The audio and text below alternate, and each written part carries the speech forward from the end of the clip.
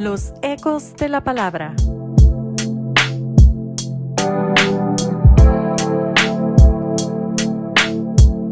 Con el padre Martín Rodríguez. Después de escuchar varias parábolas en las que Cristo nos describe cómo es su reino, vale la pena poner mucha atención en que desde distintas perspectivas nos dice que su reino no es una tierra en donde no existe maldad o donde no existe egoísmo o pecado. De suyo nos dice que hay trigo, pero que también hay cizaña, hay enemigos. De manera que el reino de Cristo, el reino de Dios, no es algo parecido a Wonderland. Ustedes ya lo saben. Wonderland, el mítico país de Alicia en el País de las Maravillas, en donde no hay nada que hacer. Los ríos son de limonada, los perros son de chocolate, las gallinas ponen los huevos ya cocidos. No hay nada que hacer. Eso para mí no es ni siquiera Wonderland o el País de las Maravillas. Para mí es Lazyland, la tierra de los flojos, la tierra de los haraganes. Y el reino de Dios no es para haraganes. El reino de Dios es para aquellos que se esfuerzan por entrar por la puerta angosta, ya que ancha y espaciosa es la puerta que lleva a la perdición. Después de escuchar la parábola de las semillas, del trigo y la cizaña, me llama poderosamente la atención y me estremece la narración que hace San Mateo, diciendo que después de haber dicho esa parábola, Jesús se marcha, se va a su casa con sus discípulos. Y los discípulos le preguntan sobre el significado de la cizaña. Le llaman la parábola de la cizaña. No dicen del trigo, no dicen del buen sembrador, dicen la parábola de la cizaña. Parece ser algo sumamente inocente o pequeño, pero no, mis queridos hermanos. Cuando los discípulos le están preguntando sobre la cizaña, están poniendo el dedo en el drama del pecado. ¿Por qué existe el pecado? ¿Por qué existe el mal? Una pregunta que incluso hace que muchos se alejen de la fe y de la religión y que no crean en Dios. Si Dios es bueno, si Dios es misericordioso, ¿por qué existe el mal? ¿Acaso Dios es débil? ¿Acaso Dios tiene sus limitaciones? ¿O por qué dicen que es infinito? ¿Por qué dicen que es Almighty, es decir, todopoderoso? Creo que es el corazón del plan de la salvación en el mundo. Existe el pecado, existe el mal, sufre el inocente. De alguna manera, el libro de Job nos presenta una explicación verdaderamente conmovedora. Para empezar, nos dice que allá en Ur de Caldea había un hombre bueno, temeroso de Dios, que hacía sacrificios, que le ofrecía a Dios lo mejor. Y ese es un plano que nos presenta como en una obra de teatro. Se cierra el telón, se abre, pero se abre allá en el cielo, en donde Dios está feliz y complacido de ver al ser humano. Y dice que el ser humano es bueno. Y lo presume Dios ante sus ángeles. De manera que Dios está muy complacido del ser humano y esto es lo que sostiene Dios. El hombre es bueno.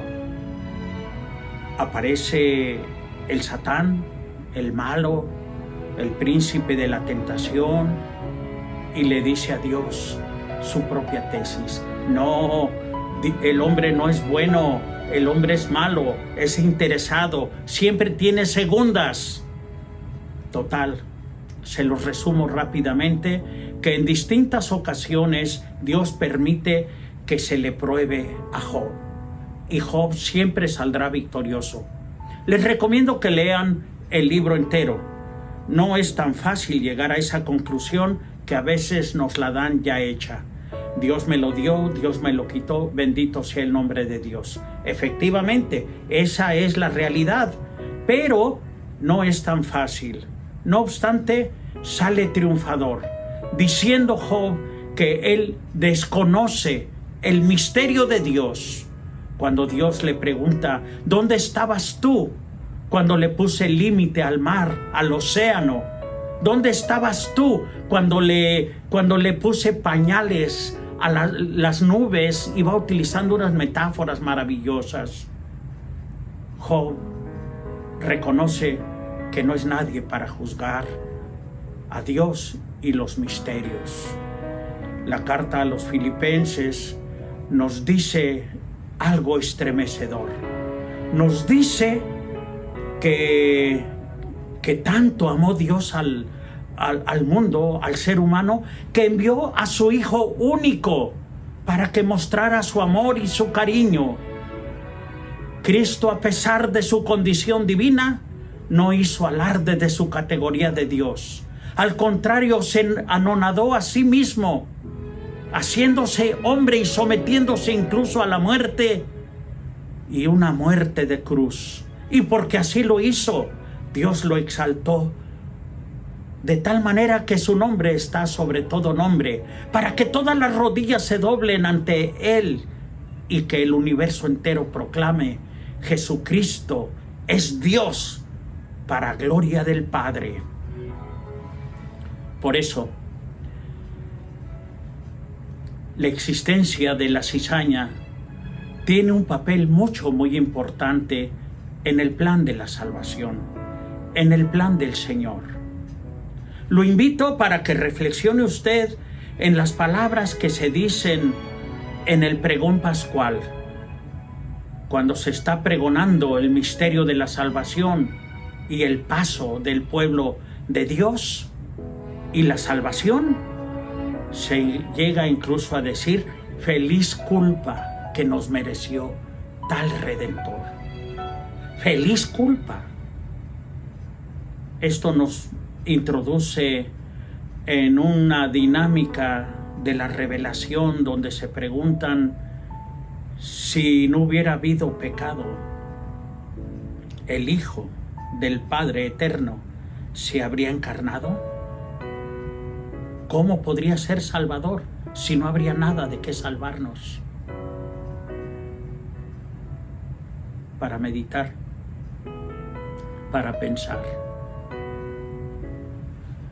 De manera que el contexto en el que los apóstoles le preguntan a Jesús sobre la cizaña, Jesús lo aprovecha para decir que ese no es el fin, que realmente crecerán juntos el trigo y la cizaña, y aunque se parecen y aunque son muy parecidos, realmente por sus frutos los conoceréis. Al final se sabrá cuál es el trigo verdadero, y entonces se sabrá también cuál es la cizaña, y la cizaña será atada en gavillas y se tirará al fuego. Este evangelio en el que los apóstoles piden una explicación acerca de la cizaña termina con algo muy hermoso: la vocación de los apóstoles. Dirá que también se parece el reino de los cielos a un hombre, a un pescador que arrojó las redes a la mar y sacó toda clase de pescados. Y aquellos que no servían fueron tirados, expulsados. En cambio, aquellos peces buenos se pusieron en canastas. Termina diciendo algo maravilloso, que aquellos que perseveran hasta el final serán como ángeles y que brillarán en el universo como un sol que disipa la oscuridad de las tinieblas. De manera, mi querido hermano, que efectivamente cuando usted encuentre cizaña, egoísmo, pecado en su entorno, Dios le está dando a usted la maravillosa oportunidad de ser operario del reino de Cristo, trabajador del reino de Cristo, edificar el reino de Dios y su justicia. Todos ustedes conocen de una manera muy bonita la narración que hace Saint-Exupéry en su librito The Little Prince o El Principito. Les recuerdo solamente algunos detalles de aquello a lo que me refiero. El Principito vivía allá en un asteroide, en su propio reino, y él era el príncipe, pero vivía aburrido. El mundo, el universo, no tenía mucho sentido para él. Pero un día llegó una semilla y empezó a crecer una pequeña planta. Vio que era ligeramente diferente a unos árboles, diría yo, a la cizaña que destruirían su asteroide. Le dio la oportunidad y resultó ser una rosa preciosa, la que le alegró su vida. La cuidaba, su perfume inundaba su entorno y el Principito se sintió muy feliz. Pero un día, la rosa le dijo un poquito presumida o tal vez un poco altanera, mentiras. Le dijo que había viajado por el universo, que había peleado contra leopardos, contra tigres, contra panteras, y que ella con sus espinas las había derrotado, había acabado con ellos. ¡Mentira! El Principito la conocía perfectamente. Jamás había viajado por el universo, jamás había peleado con tigres, leones ni panteras. Y se decidió a marcharse. Y se fue a la tierra. Allá conoció a un zorrito. Entabló amistad con él y en algún momento, platicando con el zorrito, este le dijo que éramos responsables de aquello que hemos cultivado y que está cerca de nosotros. Él se acordó de su rosa. Y el zorrito le dijo que su rosa corría peligro, porque lo que allá había habido, un hermoso cordero, se había convertido en una oveja, pero también se podría convertir en un carnero. Y un carnero se come las rosas, las hierbas, todo. Aunque tenga espinas, sí, desgraciadamente sí, tu rosa corre peligro. Sus 4 espinitas no son suficientes para defenderse. El Principito comprendió que tenía que regresar a cumplir su misión y cuidar su hermosa rosa, aunque tuviera 4 espinitas. Le pidió perdón al zorrito y le dijo: perdóname porque ahora te tengo que abandonar. Y el zorrito le dijo: no, nada fue inútil. No me tienes que pedir perdón. Tú tienes que cumplir tu misión y regresar a tu planeta, a tu asteroide y cuidar tu rosa. Además, quiero decirte que yo antiguamente mi vida carecía de sentido. Me dedicaba yo a buscar gallinas y comer, pero mi vida carecía de sentido. En cambio, desde que te conocí, el trigo y sus semillas y sus espigas me recuerdan tu pelo.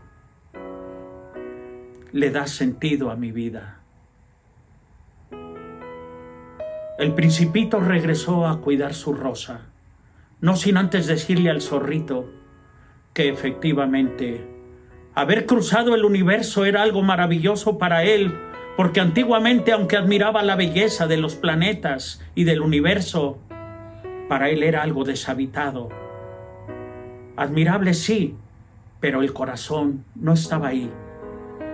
El Principito le dijo: te llevo ahora en mi corazón. A donde quiera que vaya y cuando vea el universo, sabré que allá, en esa estrella, allá, hay un planeta que se llama Tierra y que ahí está mi amigo, el zorrito, con quien establecí una hermosa amistad. Los apóstoles preguntan: ¿por qué de la cizaña? Es para que tú descubras tu misión, para que tú descubras el propósito de tu vida, para que cuides tu rosa, aunque tenga espinas. Y quiero decirte que cada vez que el Principito veía las espinas de su preciosa rosa, simplemente le daba ternura y sabía que ahí estaba la ocasión de ejercer su misión de proteger a quienes verdaderamente amaba.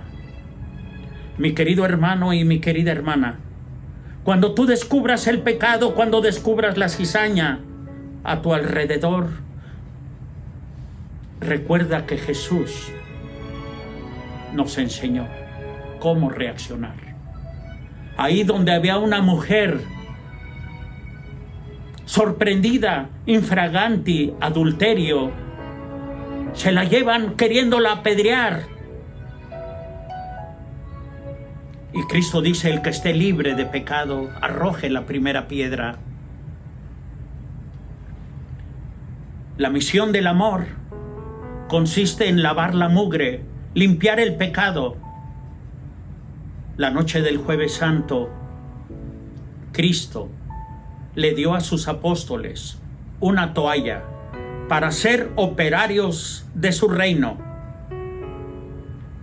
¿O usted piensa que le dio piedras para apedrear y destruir a las personas?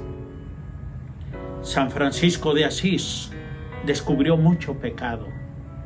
¿Y qué fue lo que dijo en ese himno precioso? Haz de mí, Señor, un instrumento de tu paz. Donde haya odio, lleve yo el amor. Donde haya injuria, lleve yo el perdón. Donde haya duda, lleve yo la fe. Ese es el propósito de la cizaña en el reino de los cielos, en el reino de Dios, en el reino de Cristo. Mi querido hermano, cuando descubras las espinas, piensa que estás llamado a proteger esas rosas y estar dispuesto a acercar tu rostro a esas espinas y depositar tus lágrimas, siempre y cuando estas sean para regarla,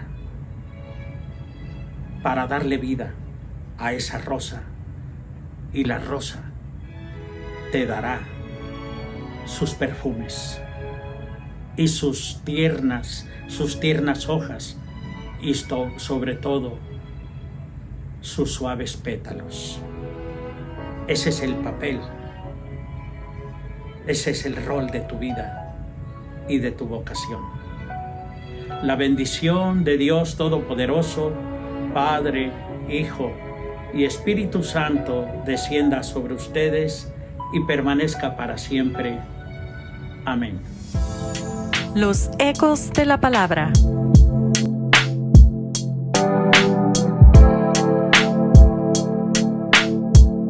Con el Padre Martín Rodríguez.